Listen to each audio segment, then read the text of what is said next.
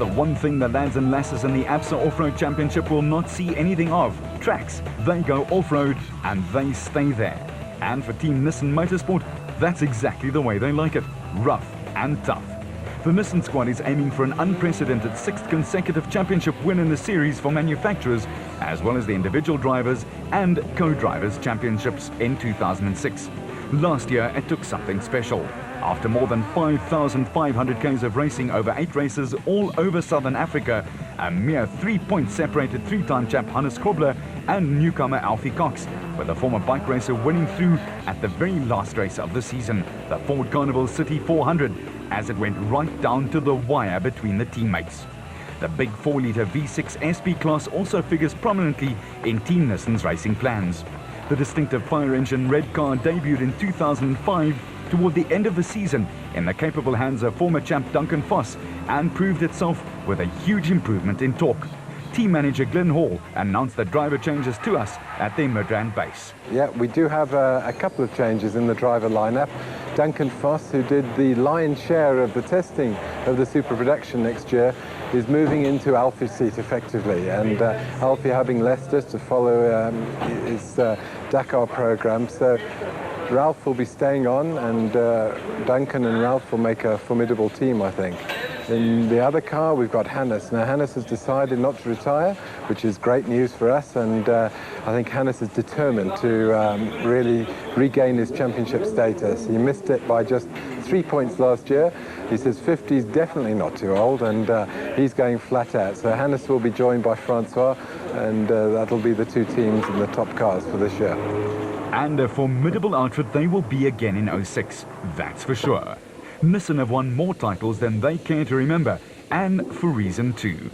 Hall's outfit is slickly operated, and their stable is run like a well-oiled, very slick machine. We wanted to know which well-oiled cars will they run this year. Well, regarding car preparation, it's the two cars that we used on Carnival City, one car that our Hungarian team ran, and the brand new car which Duncan ran. So over the season, the off-season, we've just done some rebuilds. Performance we're certainly happy enough with. Now we've got to focus on reliability and making sure both cars don't have any trouble, and that's the only really way to stand us in good position to win the championship. So, just to recap, performance is okay, reliability is where we're focusing on. I think competition is going to be fierce. We're going to have 6 cars obviously running right at the top for the first couple of races, and we're building a third car for Mark Corbett, and he will join the 2 factory cars later in the season, and that's exciting for us too. So a 3-car team is a good place to start to win the manufacturers, but I think Ford and Toyota are out to regain that status of being number 1 over the line. So I think that either one of the 2 teams is going to be strong. Championship winning navigator Ralph Pitchford, who guided Alfie Cox to his maiden national championship win last year, has been involved in the building of the car from scratch. So for Duncan Foss, it will be like having a mechanic on board. The advantages of the new car for me is that I've been with the project right from the beginning. I've learned all about the car, all the mechanical parts, the mechanical side of it, and I've been involved with a lot of the testing. So, if we have any problems along the way, at least I know exactly what to look out for and where to look. And he does a great job on lookout duty, trust us on that. But what about the battlers out there? For the privateers under the Nissan banner, Hall pays glowing tribute to them and says the brand would not have won so many championships were it not for their contribution. Kutsela Skachny says costs are a big drawback for his Racesonics Nissan team. What we plan on doing is to step up our preparation. With privateers, there's always the cost factor, which is very difficult. But this year we've changed the crew which is going to prepare the car for us. The car is getting a little bit long in the tooth. We will later, during midway through the season, look at replacing it with a new double cab format. But we're trying to eliminate all the mistakes which we had last year, and looking at the full season this year and be more competitive as well. Well, the competition in Class D will be stiff as always, although there are not any factory teams, what I believe, entered there. But the Toyotas are very well sorted out vehicles. They will be there. And then from the Nissan privateer team, I think we will have Arno Du Plessis, Dion Schoeman, and a lot of the privateer Nissans should be there to help us looking at once again get the Nissan Manufacturers Challenge for this year.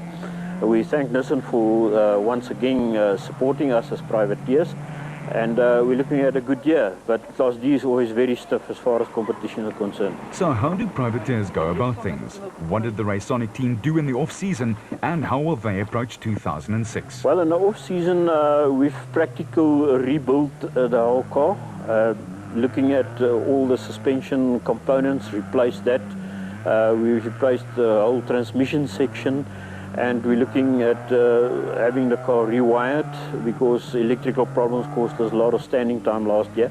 So basically going for eliminating all that sort of problems, we're looking at basically a year where we can consistently finish every race which we enter, and we'll take it from there and step up the pace during the later part of the year with the new vehicle. And for a privateer, being competitive, now that's off-road heaven. For Top Car magazine editor Dion Schoeman and his co-driver Jan Syme, 2005 was an inconsistent year marred by vehicle failure. This despite being competitive, frustrating to say the least.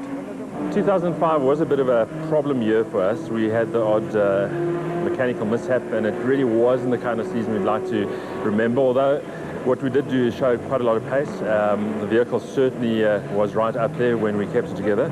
And now going into 2006, we want to really consolidate the experience we had with the vehicle and hope that we can get some good results. And with all his magazine clout and the Supersport Top Car appearances, was Dion able to secure a new sponsor for 06? What a question. A couple of changes to the team, certainly driver, navigator will still be myself, Jan Syme in the navigator chair. We have a new sponsor though, Inspector Car, of course a division of Westbank, are supporting the vehicle this year. Always nice to see a new name in motorsport, so we're going to introduce them to the wonders of off-road racing, which should be a bit of fun. And the vehicle itself, we'll be putting a lot of focus on the reliability issue, a lot of preparation going into the vehicle, a new shell coming during the course of the season as well, and we're really hoping to be right up front in the Class D field. But don't for 1 second think that the hustle and bustle of the off-road scene is just for the boys. For the fairer sex, there's good news too. It's an all-women's team. Anne Evans will be pairing up with Caroline Jooste in a car which has already proved itself, the Sandown Motors Mitsubishi Pajero. Oh, we've managed to get the ex-Neil Woolridge Pajero. We're going to run it as the Mitsubishi Motors team. The team consists out of myself and Caroline Jooste. And we are going to run the nationals the whole year, and hopefully by the end of the year we'll have proven that the girls can do it as well. And Anne definitely has the experience. She's been at the helm of one of these for the last 5 years. Be warned, girl power is coming. Well, I've been racing for the last 5 years on the off-road nationals scene. I have been the only female driver in the nationals for that period of time, and I raced the old Lada Niva, which was the smallest car in the whole national championship. But I'm proud to say that many a times we came home when nobody gave us the time of day that we would. Evans's teammate Caroline Jooste also brings a lot of experience to the team, as she's been calling the route for her husband in a Sandmaster over the past few years. For the past 2 years I've been riding with my husband in a Sandmaster. It's been going great. I got my regional colours and my regional championship colours. It's been wonderful, and now it's time to go on to nationals, and luckily enough I've got a chance to go with Anne, and hopefully we show everybody what we're made out of. And what about comfortability? Compare the almost open-air feel of a Sandmaster to the closed cockpit of a production car for us fees. I think it's going to be great in the production vehicle. The Sandmaster was very comfortable with its suspension, but I think with the added factors of suspension and a windscreen and a totally closed up car, it might just be a bit more comfortable than a Sandmaster. We hope to be as competitive as possible. Hopefully we can be up there with the other people, and we're going to try and show ourselves as best as possible. Privateers Chris Visser, Arnold and Yuri Du Plessis and the De Bruins, Hugo and Jaap will all be in action during the 8 races in the series, starting on the 17th of March when the Nissan Dealer 400 gets the flag in Darling, and finishing off with the Ford Carnival City 400 in November. In between, there will be almost 6,000 kilometers of uncompromising racing. Tried and tested formulas mixed with the latest innovations. From Limpopo to Lesotho, from sun to sand, from braking to breaking down. The extreme nature of this type of motorsport brings out the best and the worst, and it's all still ahead in 2006.